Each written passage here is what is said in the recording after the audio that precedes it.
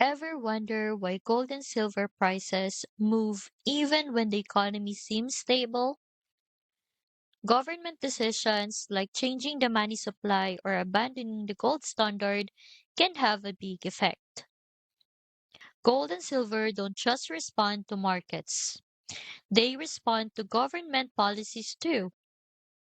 For example, when the US abandoned the gold standard in 1971, the dollar became untethered from physical gold and inflation risk rose.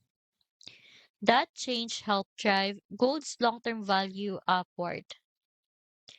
Other policy moves, like adjustment in the money supply or fiscal decisions, can influence purchasing power, inflation, and ultimately the demand for tangible assets like gold and silver.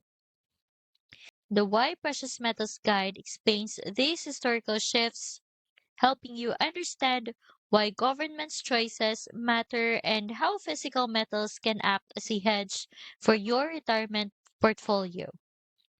This is just one of 8 PDFs in the free Gold RA Ultimate Guide bundle, alongside titles like the Welcome to Augusta and Company Integrity Checklist, all designed to give you a clear picture before making investment decisions.